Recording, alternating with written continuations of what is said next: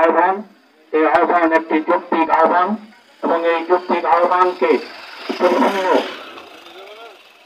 সমর্থন করার জন্য এই এলাকার মানুষের যে স্বতঃস্ফূর্ত সমর্থন এবং অংশগ্রহণ, এই কারণে আমি আজকের এই উপস্থিতিকে অভিনন্দন এবং ধন্যবাদ জানাই।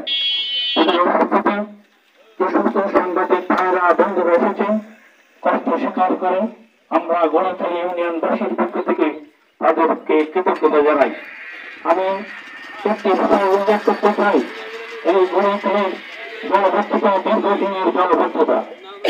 রুহুল সাহেবের সময় গাজী মোহাম্মদ আলী সাহেব একটি উদ্যোগ নিয়েছিলেন যে মৃত্যুকের খালে একটি গ্যাস করার চাই কিনা। উনি এই ওনার বাড়ির সামনে একটি দোকানে বসে এই পরিকল্পনা হাতে নিয়েছিলেন এবং বলেছিলেন দেখো একটি দরখাস্ত যদি এই পানি উন্নয়ন বোর্ডের যথাযথ কর্তৃপক্ষের কাছে পৌঁছে দেওয়া যায় আমি বাকি দায়িত্ব আমি চেষ্টা করব। আমি নির্বাচনের উত্তর নিয়ে একটি দরখাস্ত দাখিল করেছিলাম। আমি তখন খুলনা উপস্থিত থাকি।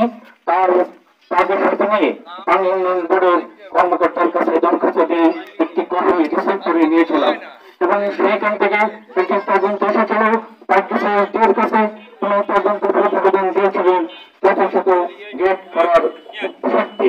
যাই হোক আওয়ামী লীগ সেদিন ক্ষমতায় ছিল, আওয়ামী লীগের কিন্তু সত্যি মাল এই খাল ভুক্ত করে ছিল, এই কারণে ওই দরখাস্ত আর আলোর মুখ দেখেনি। আমার দেখুন বিশ্বাস এই অঞ্চলের আমার পরম সত্য শিক্ষক অ্যাডভোকেট সৌরভ আলী সোনা যখন এমপি ওনার শেষ সময়ের মুহূর্তে এই পানিবদ্ধতায় তখন এই মানুষ ক্ষত বিক্ষত, অবহেলিত